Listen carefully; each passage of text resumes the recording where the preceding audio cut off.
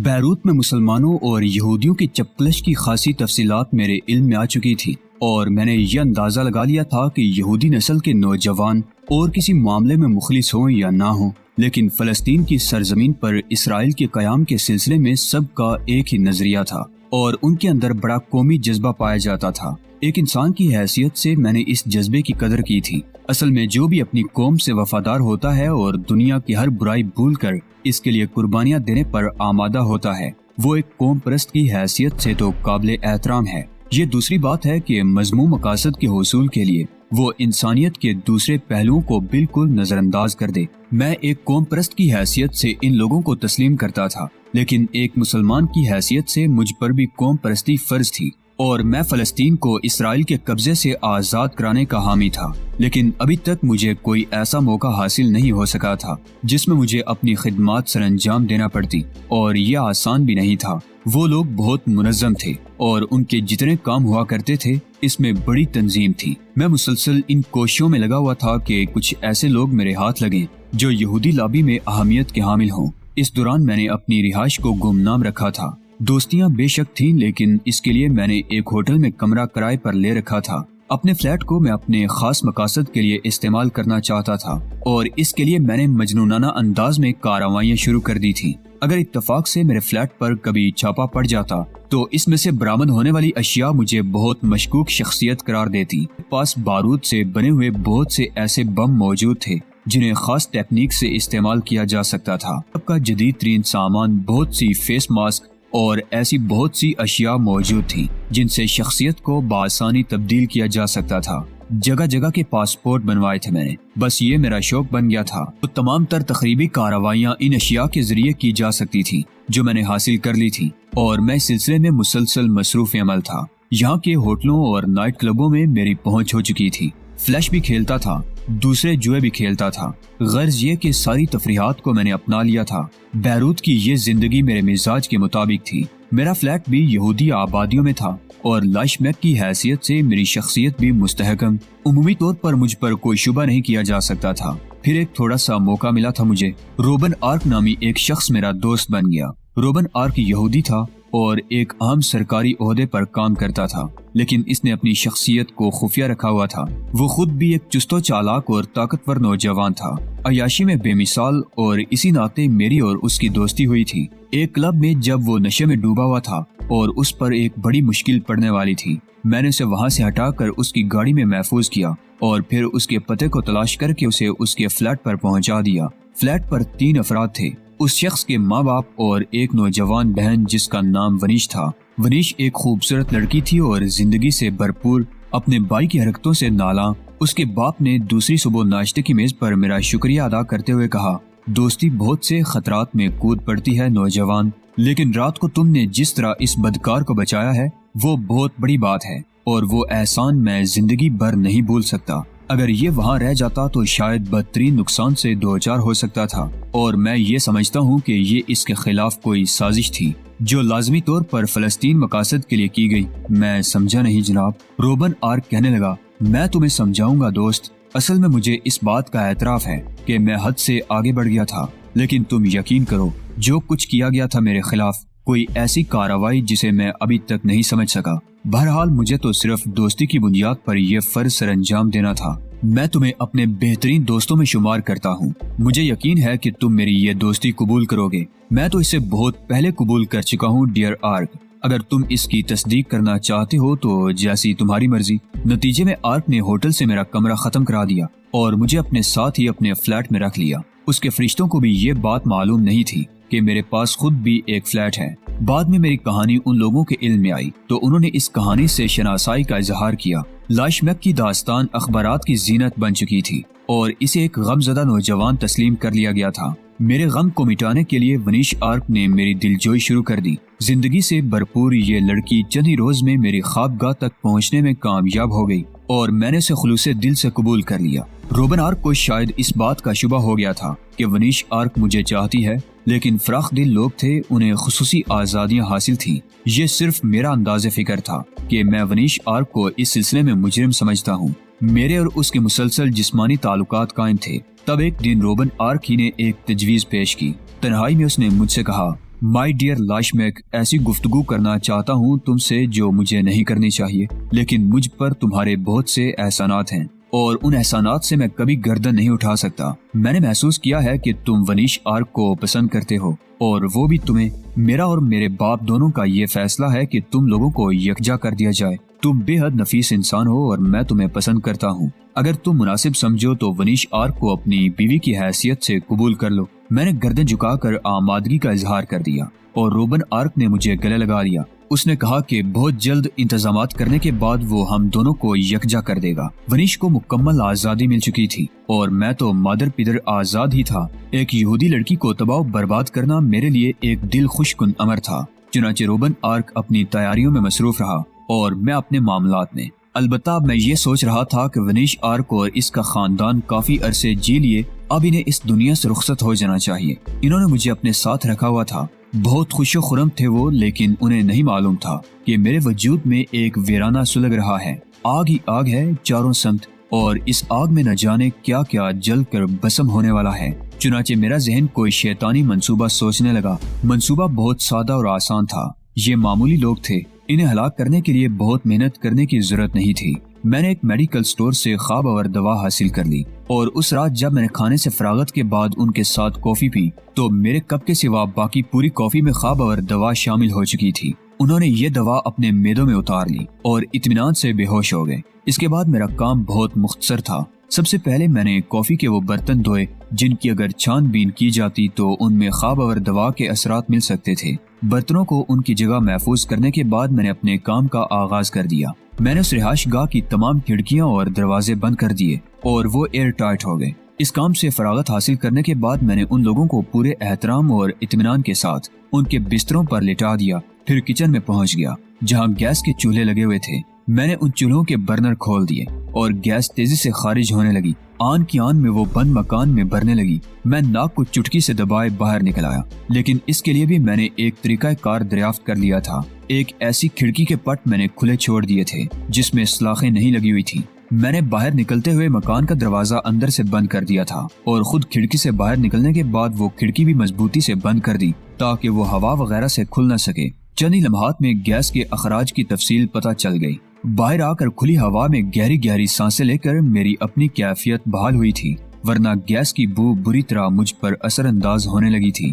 فضا میں کھلی کھلی سانسیں لے کر خوشی اور مسرت سے مسکراتا ہوا میں چل پڑا۔ کچھ دور آ کر ایک ٹیکسی پکڑی اور اس کے بعد ایک ایسے نائٹ کلب میں پہنچ گیا جہاں اس دوران میرے نئے بننے والے دوست موجود تھے۔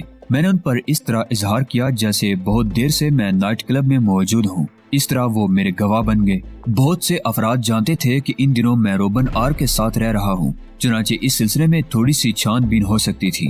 میں رات بھر کلب کی تفریحات میں مصروف رہا اور دوسرے دن صبح ان اوباشوں کی مانند جو زندگی آوارگی میں گزارتے ہیں۔ میں بھی ٹیکسی میں بیٹھ کے روبن آرک کے مکان پر پہنچ گیا، لیکن وہاں فائر بریگیڈ کا عملہ موجود تھا اور قرب جوار کے بے شمار لوگ بھی۔ میں نے نشے میں لڑکھڑاتی ہوئی آواز میں صورتحال معلوم کی تو میرے چند مقامی شناساؤں نے مجھے بتایا کہ روبن آرک کے گھر میں کوئی حادثہ ہو چکا ہے۔ ابھی صحیح صورتحال معلوم نہیں ہو سکی۔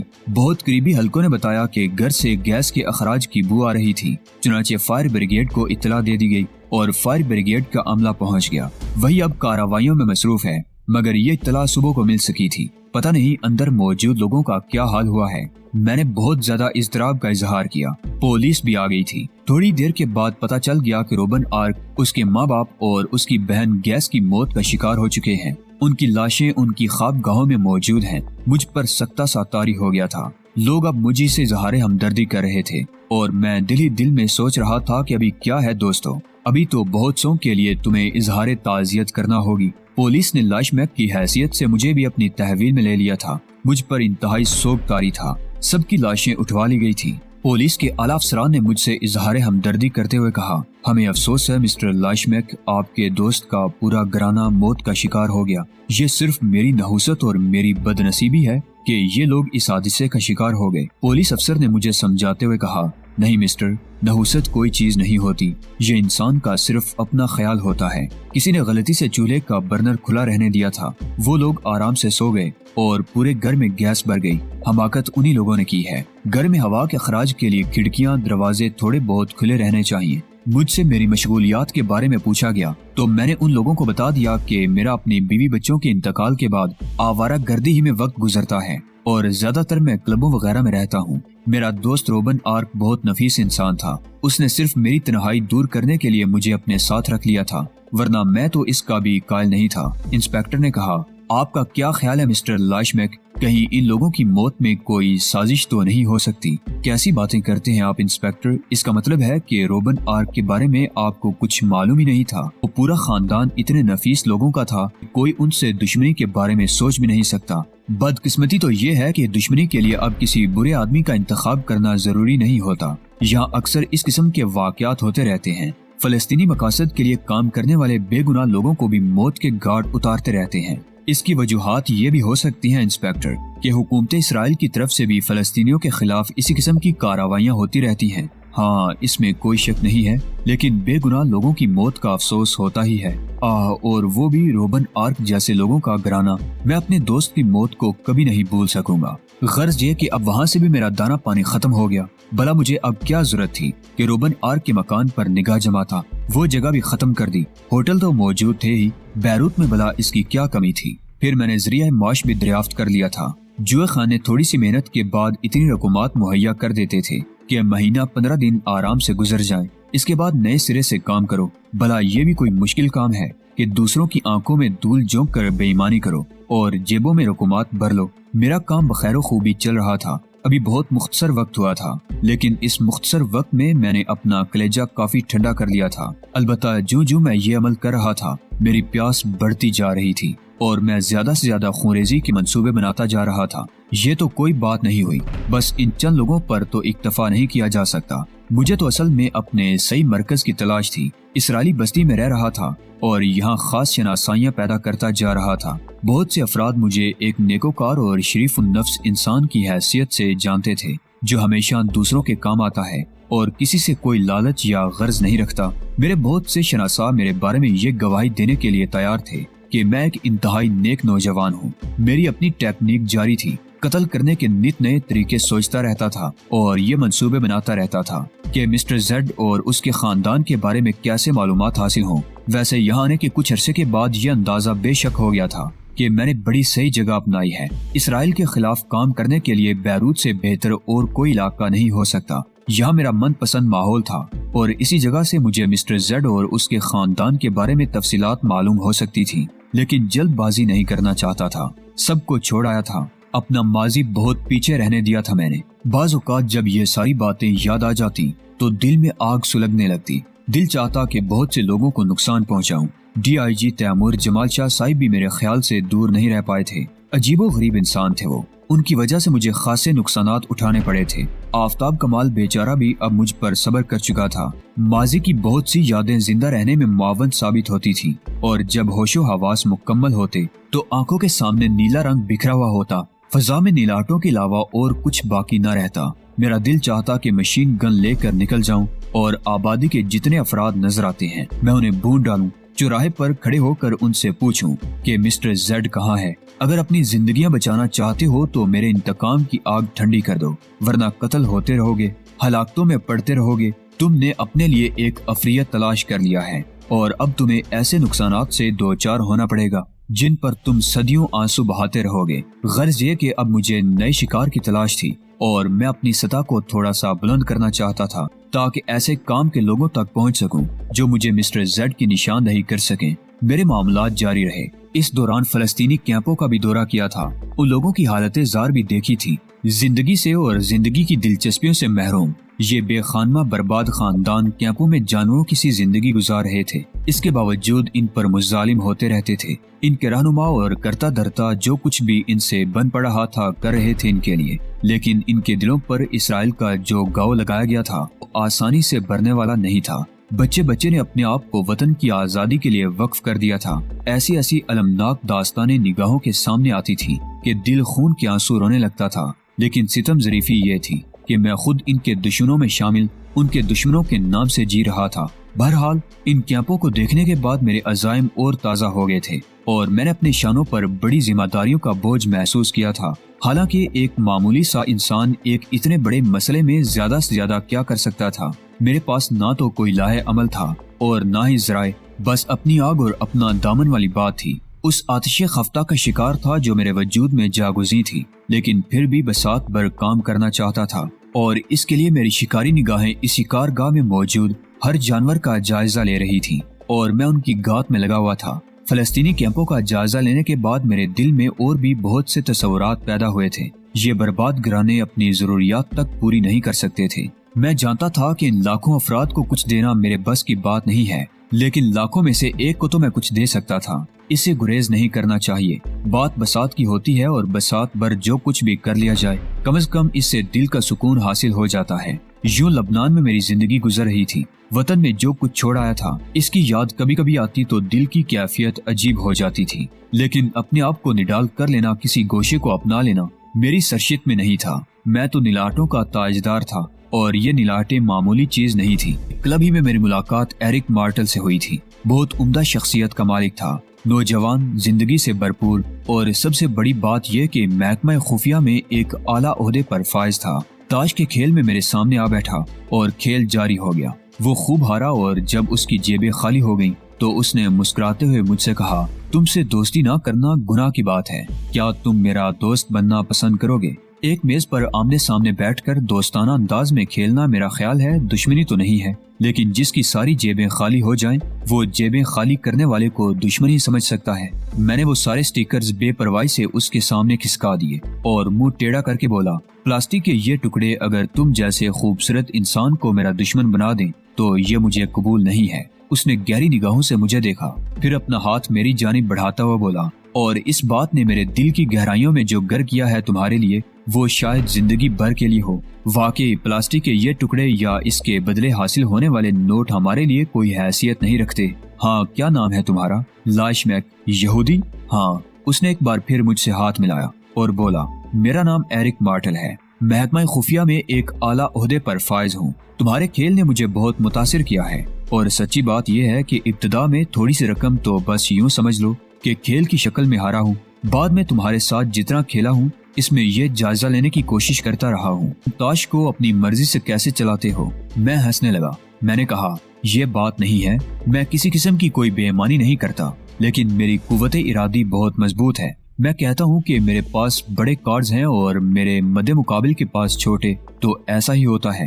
ہاں، میں نے سنا ہے کہ بعض لوگ کچھ خصوصی حیثیات کے مالک ہوتے ہیں۔ اٹھو میرے دوست، ہم ساتھ ہی کھانا کھائیں گے، اس نے کہا۔ ایرک مارٹل نے مجھے بہترین ڈنر کرایا اور مجھ سے میرے بارے میں تفصیلات پوچھتا رہا۔ وہ بہت خوش مزاج انسان تھا۔ کہنے لگا، تاش کا کھیل ضروری نہیں ہے، کل ہماری ملاقات کس وقت ہوگی؟ جب تم چاہو۔ اصل میں تاش میری تمام ضروریات پوری کر دیتا ہے۔ میرے ساتھ ایک حادثہ ہو گیا ہے اور اس حادثے کے بعد دنیا میرے لیے ایک بیکار سی جگہ ہے، چنانچہ میں آوارہ گردوں کی سی زندگی گزار رہا ہوں۔ اس نے حادثے کی تفصیلات پوچھی اور ایک دم چونک پڑا۔ اوہو ہاں، وہ واقعہ میں نے سنا تھا، بلکہ اس سلسلے میں کچھ تحقیقات میرے پاس بھی آئی تھی۔ اوہو، یقیناً اب تو تمہارا نام بھی مجھے یاد آ گیا، مائی ڈیئر لائشمیک۔ واقعی وہ ایک انوکھا حادثہ تھا۔ کیا تم جانتے ہو تمہارے وہ دوست جنہوں نے شراب کے نشے میں تمہارے گھر پر فائرنگ کی تھی، ان میں سے ایک شخص میرا بھی شناسا تھا۔ وہ جو کچھ بھی تھے انہوں نے مجھ سے میرا گھر چھین لیا۔ مجھے اس کا افسوس ہے۔